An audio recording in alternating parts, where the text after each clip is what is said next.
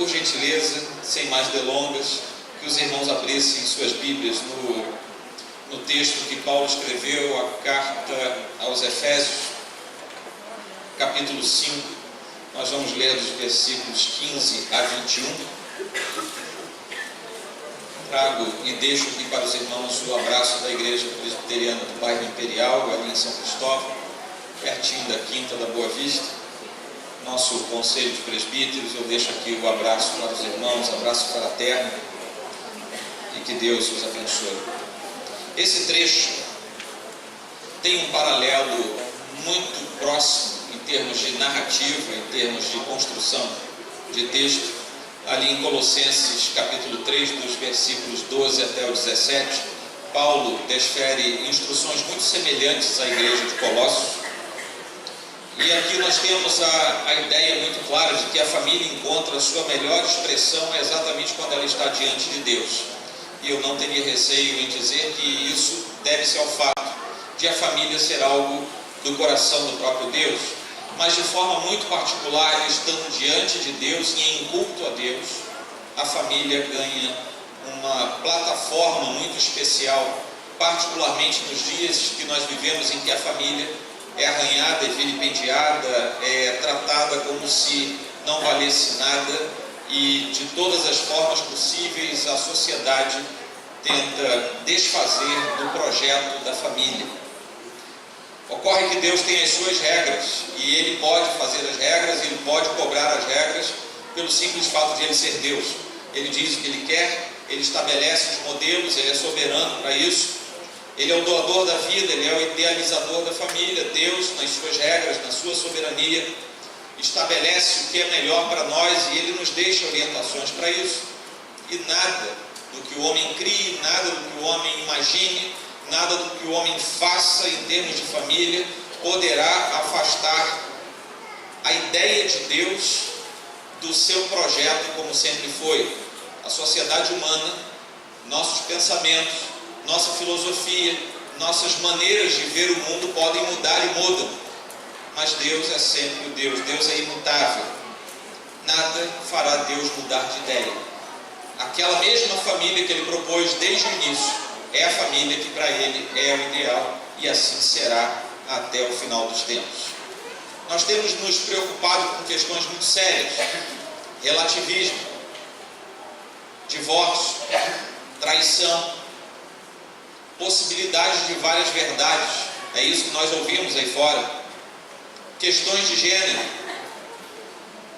e muitas outras coisas que se levantam e de uma ou de outra maneira, em maior ou menor peso, incidem sobre a família. E não se espantem, irmãos, isso também bate à porta da família cristã. E nós precisamos estar respaldados na família da fé, com base exclusivamente na palavra do Senhor. Nesse pequeno trecho, nós veremos que em Cristo nós precisamos andar como sábios. Nele nós precisamos agir como sábios. E nele, por causa dele, nós precisamos e devemos cultuar como sábios, isso em família. E é nesse aspecto que nós talvez precisemos melhorar diante de Deus. E é por isso que a palavra de Deus nos fala a sua verdade, como já foi dito e repetido hoje aqui, essa palavra que é inerrante e que, por exatamente não conter erros, tudo que dela exara é perfeito e é bom para o nosso coração, para a nossa alma e também para a nossa família. Amém, queridos? Efésios capítulo 5, versículo 15 até o 21, assim diz: portanto, vede prudentemente como andais, não como necios, e sim como sábios, remindo o tempo, porque os dias são maus. Por esta razão, não vos torneis insensatos, mas procurai compreender qual a vontade do Senhor.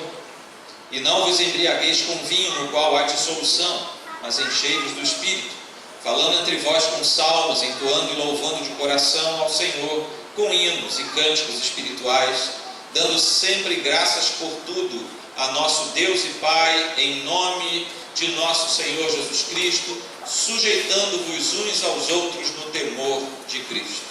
Amém? Prestem atenção na última sentença. sujeitando-vos uns aos outros no temor de Cristo. Oremos ao Senhor.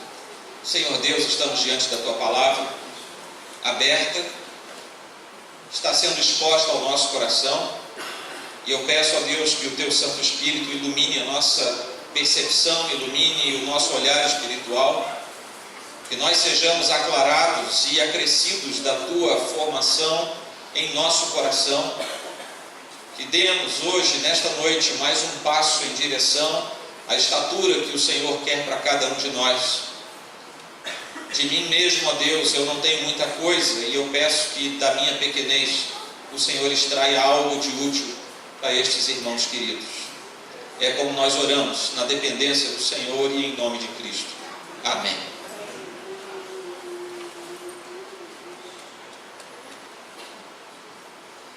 Meus irmãos, nós precisamos andar como sábios. Você já deve ter consciência que o mundo olha para nós e imagina que nós sejamos a raça mais tola que existe.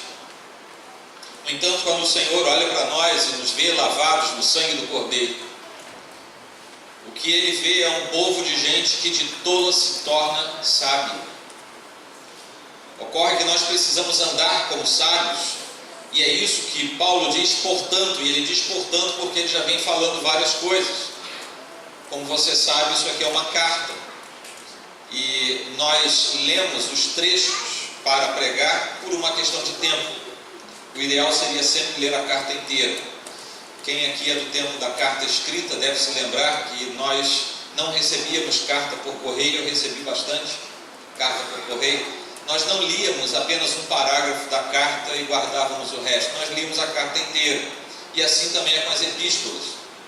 Para bem compreendê-las, devemos lê-las por completo. Mas assim vai. O apóstolo Paulo está falando para uma igreja interessante, uma igreja de gente boa, gente piedosa, que vivia numa área muito complicada do entorno do Mediterrâneo. Ele vai falando sobre como Deus traz do pecado para a salvação, para a justificação, como Deus nos permite, nos orienta a entrar por um processo de vida santa e santa diante de Deus. Paulo só nessa epístola ora 2 vezes. Ele diz, olha, parei aqui, estou orando por vocês, como é o caso do capítulo 3, versículo 14, depois de falar várias coisas a respeito da vocação, do chamado dos gentios, do chamado eficaz, do sacrifício de Cristo também em favor dos gentios. Ele aqui diz, por esta causa me ponho de joelhos diante do Pai. E ali mais uma vez, a exemplo do que ele já tinha feito no capítulo 1, ele começa a orar e vai dizendo para os irmãos a respeito de vida, de ministério, de vocação, de santidade. E quando ele chega no final do capítulo 4, ele está falando de santidade, e ele começa a entrar por uma exortação sobre como deveria ser o culto da vida daquele que serve a Deus em santidade. No finalzinho do capítulo 4, ele fala a respeito de como precisamos deixar velhos hábitos e entrar nos hábitos trazidos por Deus. Depois ele fala da oposição entre luz e trevas e onde nós devemos estar, até que ele começa esse trecho dizendo, portanto, ou seja, depois de tudo isso que eu falei, vede prudentemente como andais, não como necios, e sim como sábios. Falando para nós, agora que vocês são lavados, remidos no sangue do Cordeiro, agora que vocês estão batizados, estão na família da fé, agora que vocês sabem que não estão mais em trevas e sim em luz, agora que vocês largaram a prática do pecado, estão na prática da santidade, agora prestem bem atenção, não andem como necios, porque necios são aqueles que estão lá fora. Andem diferente deles, andem como sábios, porque vocês têm tudo para andar como sábios. Uma vez que o Espírito de Deus habita vocês, vocês precisam, devem e têm todas as condições de andar como sábios. Portanto, de forma prudente, de forma eficaz, de forma inteligente, comecem a andar dessa forma. E ele diz logo aqui que nós precisamos usar o tempo de modo adequado, remindo o tempo, porque os dias são maus. usando o tempo de modo adequado, de forma zelosa, a fim de que o bem seja cumprido, que o ministério e a vocação do Senhor seja cumprido em nossa vida. Nós adquirimos a sabedoria de Deus para o nosso bem e para o bem daquele que está ao nosso redor. Remindo o tempo, vivendo vida santa, mesmo diante e em face de dias maus.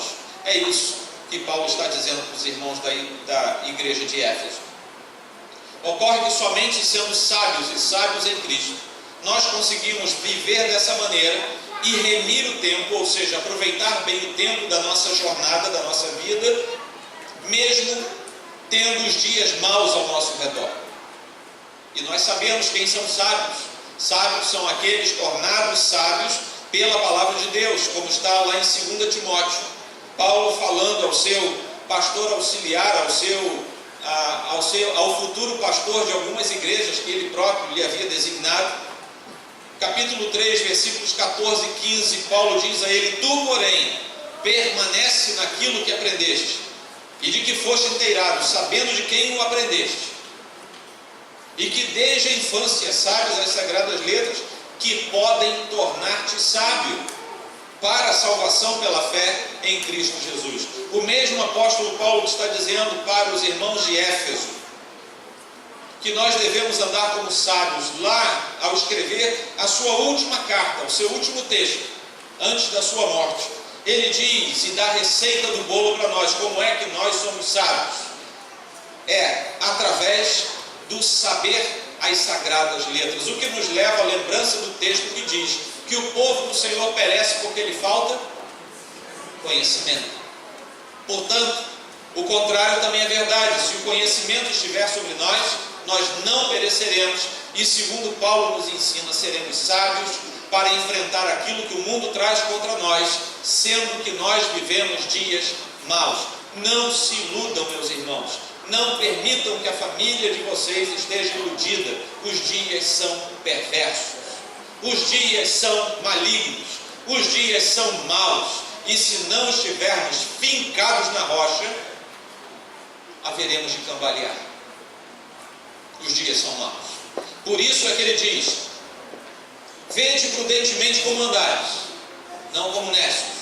Não andem como aqueles que não conhecem a palavra. Andem como sábios, como aqueles que conhecem a palavra. Remir o tempo nos dá a ideia de compra, de aquisição por preço alto. Nós fomos remidos. Remido quer dizer isso, foi comprado, adquirido. Aproveitar as oportunidades que nos custam caro, às vezes abrindo mão de alguns confortos. Portai-vos com sabedoria para os que são de fora. Aproveitai as oportunidades, diz Paulo em Colossenses 4:5. E quando ele diz aproveitai as oportunidades, no grego é o mesmo verbo usado aqui para remir o tempo. Precisamos aproveitar as oportunidades, precisamos olhar para dentro da nossa casa, não mais como nécios, mas como sábios no Senhor. O pai precisa saber o que dizer para o filho e para a filha. A mulher precisa saber o que dizer para o seu marido. O marido precisa saber o que dizer para a mulher. Os filhos precisam saber como se dirigir e o que falar aos seus pais. Nós temos complicado essa relação que, de acordo com a Escritura, é muito simples e muito direta. E por que temos feito essa complicação? Porque os dias são maus e muitas vezes permitimos que a sabedoria do Senhor fique de lado e que a necessidade do mundo invada o nosso coração. Amém? Os dias são maus, mas o Senhor nos dá de sua armadura para resistir no dia mau. Um pouquinho à frente, Paulo diz assim, 6,13: portanto, tomai a armadura de Deus para que possais resistir no dia mau, e depois de teres vencido tudo, permanecer inabalável. Ele nos avisa que antes os dias são maus, mas lá na frente ele diz: os dias maus serão resistidos se você tomar para si a armadura de Deus. Amém, meus queridos? Precisamos, portanto, andar como sábios. Precisamos nos portar como sábios diante do Senhor. Mas nós também precisamos agir como sábios. Não apenas andar, mas agir.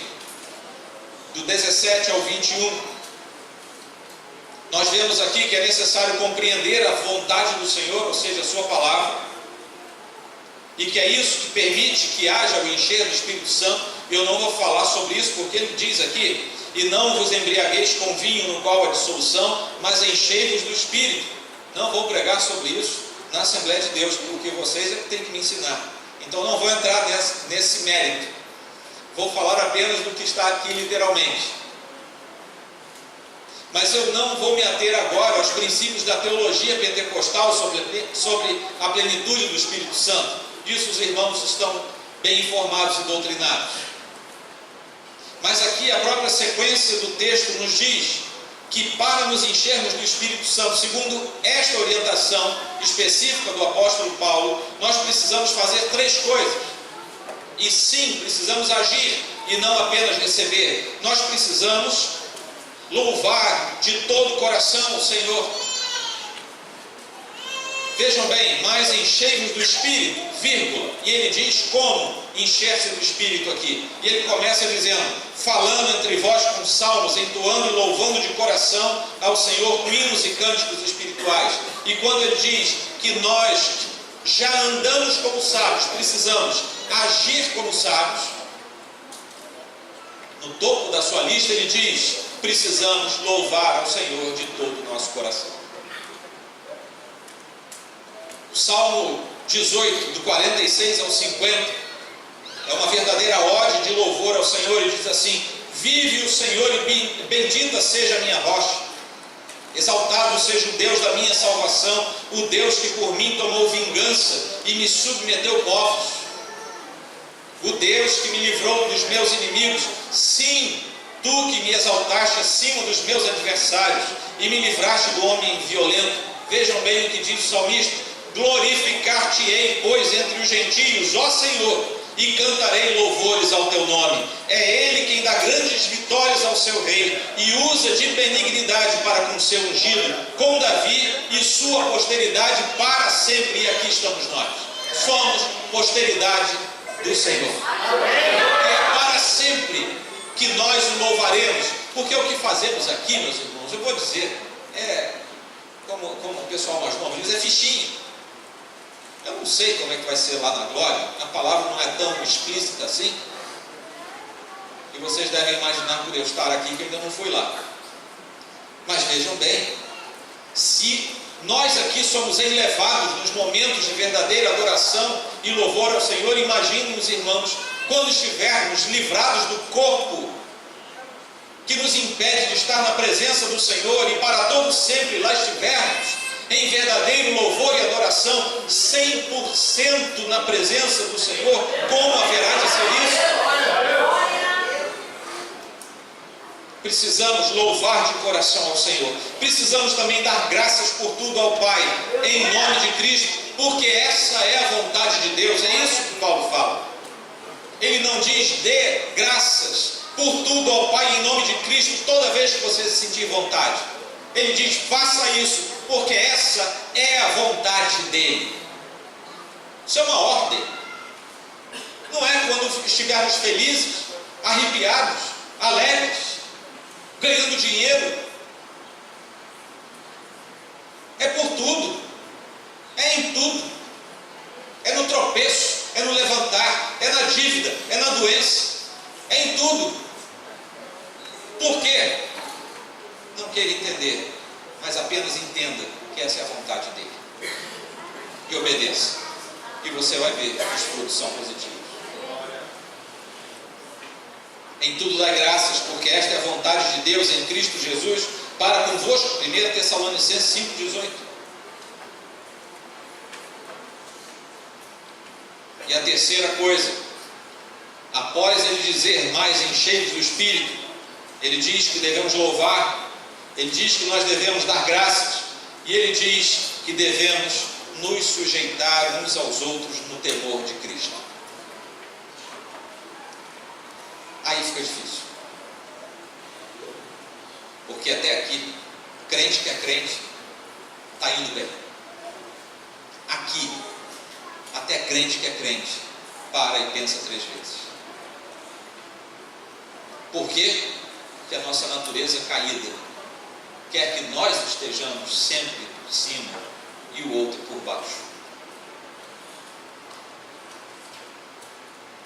Acontece que sujeitar a minha vida, a vida de alguém, quer dizer que eu vou dizer para aquele outro alguém: eu vou estar abaixo de você. E nenhum de nós aqui quer fazer isso. Se você disser que quer, você já deve ter sido glorificado e está por aqui errado. Porque nenhum de nós quer fazer isso. A nossa natureza quer que nós sejamos sempre os vencedores. Quer que nós sejamos sempre os primazes sobre tudo. Nós não queremos entrar no final da fila. Mas é o que Paulo fala. Para nos enchermos do Espírito, precisamos louvar de coração ao Senhor. Não temos problema com isso. Precisamos dar sempre graças por tudo. É mais difícil, mas também não temos muito problema com isso. Mas quando ele diz, sujeitando-vos uns aos outros no temor de Cristo, precisamos voltar para a Escritura. Isso é agir como sábios. Já andamos como sábios, vamos agir como sábios. E quando nós pegamos tudo isso e olhamos para a nossa família, será, e são as 2 perguntas que eu faço agora, neste momento, será que nós temos andado como sábios e não temos importado a estultice do mundo para dentro da nossa família? O que é que discutimos na nossa família? Nós o fazemos como sábios ou o fazemos como nécios? Temos conversado como sábios em nossa família? Ou seja, temos agido como sábios? Temos em família louvado ao Senhor? Temos em família dado graças ao Senhor? E temos em família nos sujeitado uns aos outros no temor de Cristo? Quando Paulo chega nesse ponto, ele está pronto para fechar a questão com chave de ouro. Você ainda está com sua Bíblia aberta? Eu não vou ler, eu vou ouvir vocês lerem. Leiam, por favor, o versículo 22. E não feche a Bíblia, não.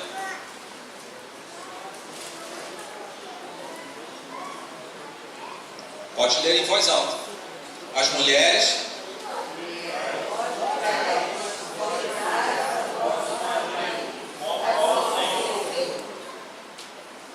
Vocês entenderam o que foi lido? Não, né? Então eu vou ler junto com vocês. Vamos lá. Eu não sei se eu estou com a mesma versão. Estou atualizado aqui. Tá? Então vamos lá. As mulheres sejam submissas ao seu próprio marido como ao Senhor. Aí as mulheres já ficaram com raiva de mim agora. Desce um pouquinho os olhos e veja o versículo 28. Assim, também os maridos devem amar a sua mulher como ao próprio corpo. Quem ama a sua esposa, a si mesmo se ama. Aí agora os maridos, não sei se ficaram com raiva de mim. Mas aí desce mais um pouquinho os olhos. Capítulo 6, versículo 1. O que é que está escrito aí? Filhos, obedecei a vossos pais no Senhor, pois isto é justo. Agora todos os filhos ficaram com raiva de mim. Como todo mundo aqui, ou é esposa, ou é marido, ou é filho, eu não sei como é que vou ficar agora. Mas eu não sei se vocês prestaram atenção. Até o versículo 21, Paulo preparou o que ele queria dizer nesse trecho daqui por diante, a respeito do lar cristão. E ele primeiro fala sobre os cônjuges, marido e mulher, depois ele fala da relação entre filhos e pais, e depois, por conta da realidade da sociedade, da cultura do seu tempo, ele fala também na relação entre senhores e servos, o que seria hoje talvez uma relação entre as pessoas da casa e os seus ajudantes. talvez fosse a coisa mais parecida na nossa realidade. Mas nós temos aqui 3 cenários que se juntam a tudo aquilo que Paulo falou antes, no que ele conclui que nós precisamos estar cheios do Espírito. E ele diz que nós vamos estar cheios do Espírito naquele momento, louvando ao Senhor de coração, dando graças ao Pai por tudo e sujeitando-nos uns aos outros no temor de Cristo. Esta palavrinha, sujeitando-nos, e a palavrinha submissas do versículo 22 é a mesma palavrinha grega.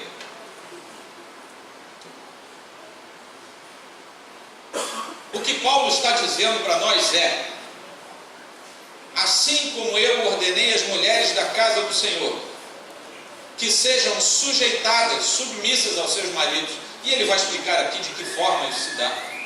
Antes disso eu já tinha falado para todos indiscriminadamente que um ao outro deveria estar submisso. O que Paulo está dizendo é que eu devo chegar perto do pastor Daniel e dizer: meu irmão, eu sou teu servo. Aí eu chego para o meu irmão ali do canto e digo: meu irmão, eu sou teu servo. O que eu faço para te ajudar? O que eu faço para abençoar a tua vida?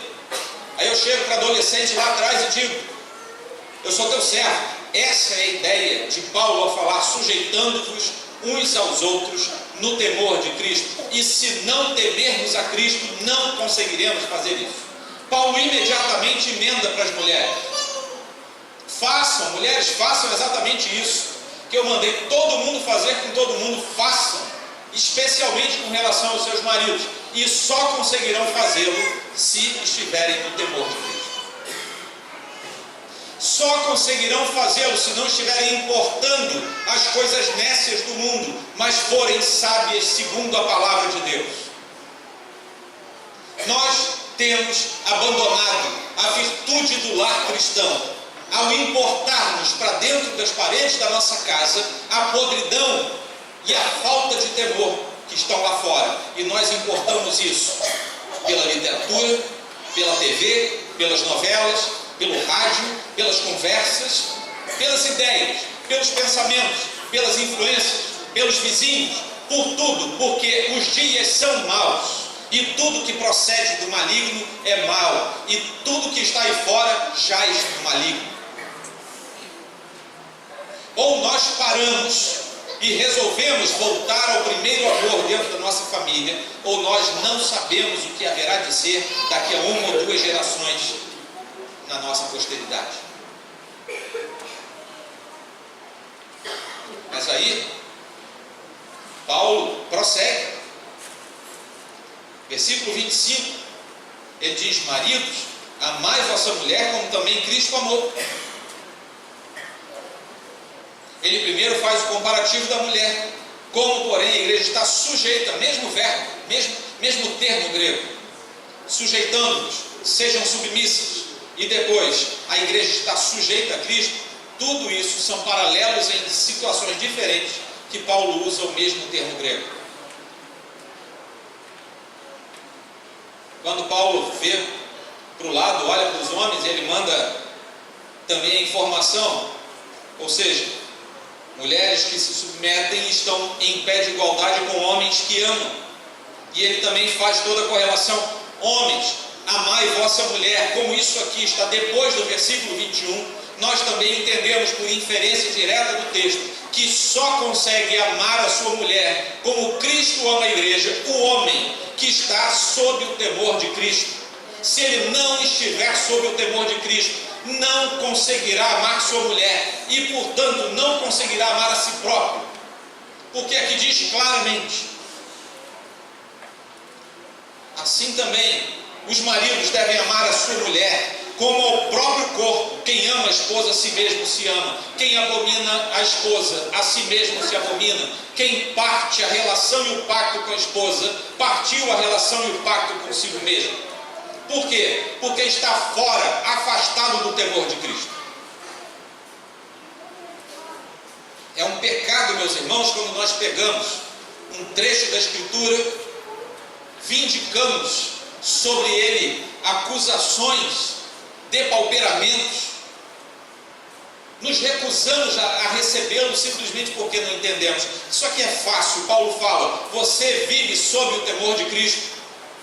Mulher cristã, então você consegue ser submissa ao seu marido.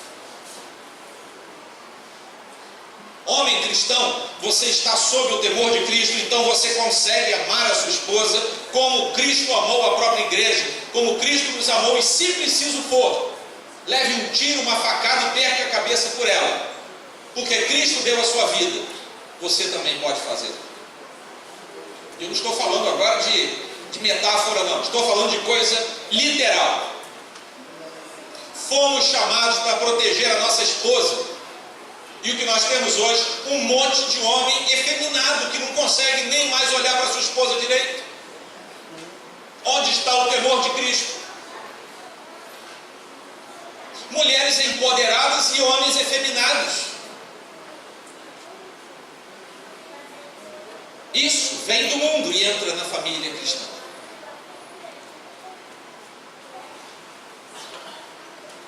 Filhos, não se desesperem, que eu acabei de chegar em vocês também. Porque no capítulo 6, versículo 1 fala: filhos, obedecei. Se você já estuda, você sabe o que é a voz imperativa. Filhos, obedeçam os pais de vocês no Senhor, porque isso é justo. Quando olhamos para os homens, nós nos perguntamos se Cristo nos amou como o Pai amou. Por exemplo, João 15, 9. Como é que o homem não amaria se o nosso paradigma é o próprio Cristo? Cristo se entregou por amor e o marido deve fazer o mesmo. Lá em Gálatas 2:20 diz assim: e esse viver que agora tenho na carne, vivo pela fé no Filho de Deus, que me amou e a si mesmo se entregou por mim. Homem, você ama a sua esposa? Entregue-se por ela. Filhos que obedecem, porque isso é justo. Ele vai direto. Ele aqui para os filhos parece que ele é seco. Filhos, obedeçam, obedecer aos vossos pais no Senhor, pois isso é justo. Acabou o assunto, não está mais explicando nada. Aí depois ele volta para os mandamentos. Ele traz a lembrança dos mandamentos, mas ele é direto. Lá em Colossenses 3:20 ele ainda diz que isso agrada a Deus. Aqui ele diz porque isso é justo. Lá em Colossenses 3:20 ele diz porque isso agrada a Deus. Se Cristo obedeceu ao Pai, prestem bem atenção. Cristo, Deus Filho, obedeceu ao Pai. Como é que os filhos humanos se recusam a obedecer aos seus pais humanos? Jesus a si mesmo se humilhou, tornando-se obediente até a morte, e morte de cruz. Filipenses 2:8.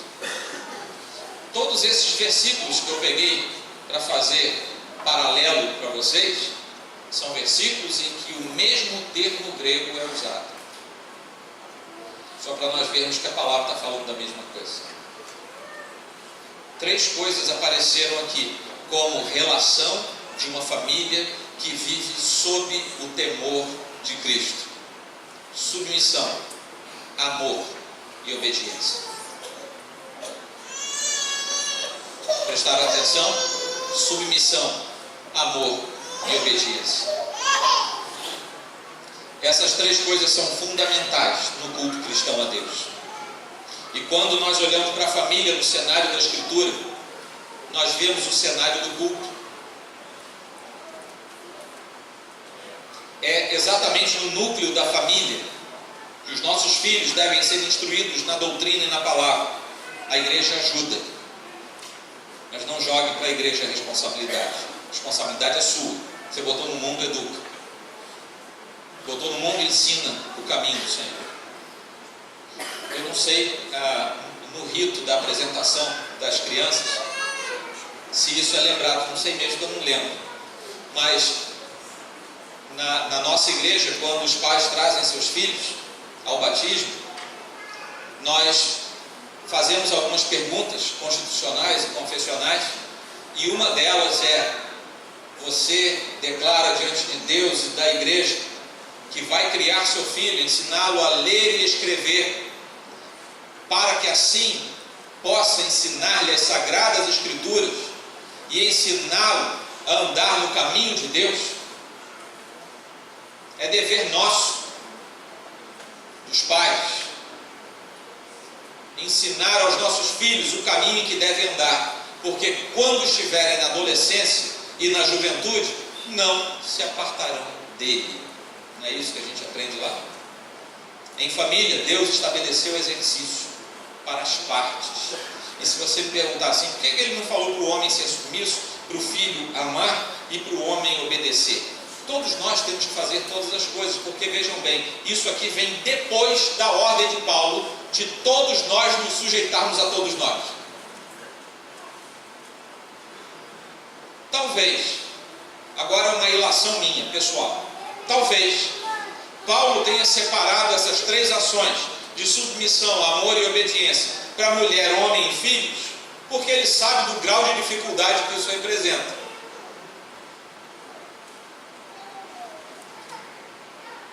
E o que você vai levar para casa? Eu estou terminando já o sermão. É para você depois não reclamar com os pastores que convidaram o pastor que fala demais aqui. Mas em dias tão maus como os nossos, meus irmãos, vamos fazer uma pergunta para nós, lá dentro do coração, e você responde no silêncio da sua alma. Não é para ninguém ouvir, a não ser o Espírito do Senhor. Será que nós temos agido como família sábia e temos remido o nosso tempo? Eu outro dia estava pensando no volume de coisas que eu tenho para fazer. A minha agenda é esquisita. Creio que os pastores aqui, todos devem ter o mesmo problema que eu. E eu estava pensando outro dia, como é que uma pessoa consegue ficar 2, 3 horas na frente de uma televisão? Eu não estou criticando quem assiste televisão não, tá, irmãos? Eu fico assim, meu Deus, eu não tenho tempo para isso. Eu tenho uma pilha de livros desse tamanho na minha mesa, que são os que eu não consegui ler. Livros que vão acrescentar ao meu coração. Eu não consegui ler. Eu tenho tanta coisa para fazer, eu não consigo trabalhar com o meu tempo como eu gostaria. Aí eu estava me lembrando de algo que eu preguei algum tempo atrás, que é sobre o ato criador. E quando Paulo fala de remir o tempo, tem a ver com o ato criador. Em que sentido isso? Simplesmente soberanamente existe e não nos dá explicação na Bíblia como isso aconteceu antes do Gênesis. Ele simplesmente diz, isso não é para vocês saberem, é Deuteronômio 29. O que eu expliquei é para vocês, para quem vier depois de vocês. O que eu resolvi não explicar é meu, é mistério. Pois bem, não havia nada a não ser a Trindade Santíssima. E Deus resolve criar todas as coisas. Você crê que Deus é o Criador de todas as coisas? Crê mesmo? Você não crê que a gente veio de uma lagartixa, alguma coisa? Não. Deus nos criou. Eu também sou dessa velha guarda. E uma das coisas que Deus cria é o tempo. Você sabia que não existia tempo? O tempo é obra da criação. Na nossa cabeça é muito complicado pensar na ausência do tempo. Nós não conseguimos pensar, refletir adequadamente sobre a não existência do tempo, mas antes da criação não havia tempo. Por isso que a eternidade pretérita, que os teólogos chamam às vezes de eternidade alfa, é uma eternidade atemporal, no sentido de não ter marcação de tempo. Ó, coisa esquisita, né, pra gente?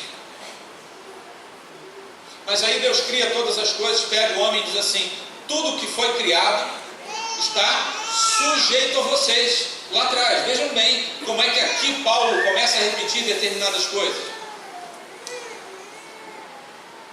Deus ordena que nós sujeitemos tudo que foi criado a nós. Aí eu pergunto, o tempo foi criado ou o tempo já existia antes? Eu acabei de contar a história para vocês. O tempo foi criado ou ele já existia? Foi criado.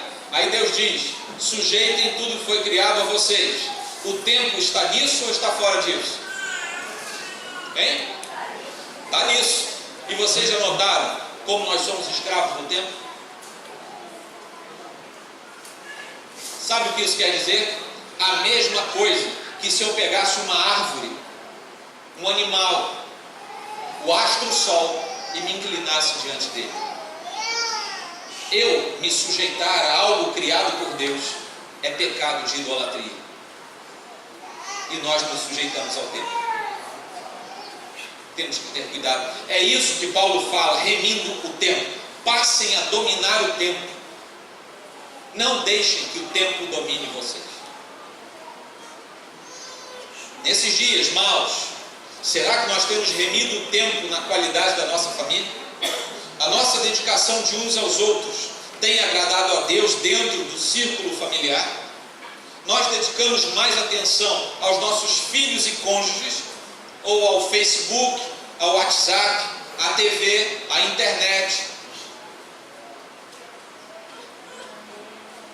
Alguns vão almoçar em família, 5, 6 pessoas juntas, todos com o celular na mão, zapeando alguma coisa. Isso não é remir o tempo. Isso é escravizar-se ao tempo. Isso é idolatrar o tempo. Diante da vontade do Senhor, nós temos sido uma família que anda na sabedoria do Senhor, louvando, dando graças e sujeitando-nos uns aos outros no amor, por causa de Cristo, no temor de Cristo. Ou nós temos resolvido fazer diferente? E será que nós conseguimos cultuar de verdade como sábios em família? Com a mulher sendo submissa segundo os padrões da Bíblia, com o marido amando segundo os padrões da Bíblia, com os filhos obedecendo segundo os padrões da Bíblia? Temos conseguido fazer isso? Ou nós temos importado opiniões e verdades alheias à Escritura que estão no mundo dos dias maus e temos colocado dentro da nossa casa? Meus irmãos, a palavra de Paulo e a palavra que nos é exposta esta noite não é uma palavra de acusação, é uma palavra de interrogação e uma palavra de orientação da Escritura. Eu vou dizer para você o que eu creio de todo o meu coração. Eu creio que todas as famílias aqui presentes têm tudo para ser famílias mais do que especiais. E é por isso que o Senhor nos chama para conversar. É por isso que o Senhor nos diz: olha, a receita está aqui. O que você vai querer ser? Uma família segundo o que está registrado neste livro? Ou uma família segundo você está vendo lá fora? Para comigo agora e pense. Preste atenção no que eu vou falar agora, que é a última sentença. Compare o paradigma de família da Bíblia ao paradigma de família que você vê lá fora e faça a sua escolha. Amém? Incline a sua fronte.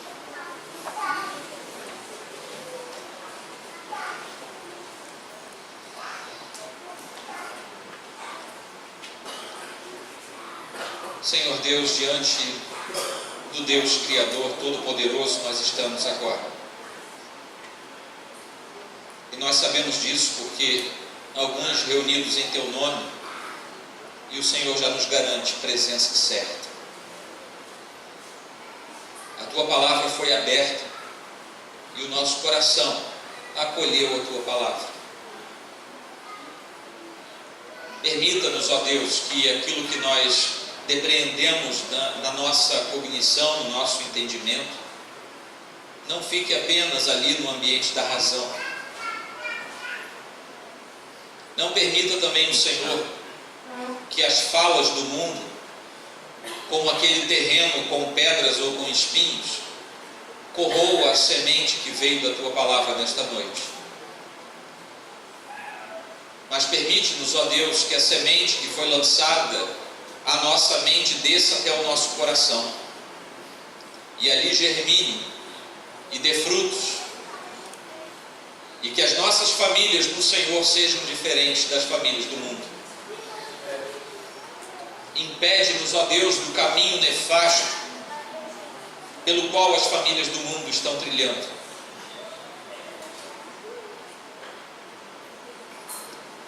Em tempos antigos, o teu povo era alvo da admiração dos estrangeiros, dos gentios.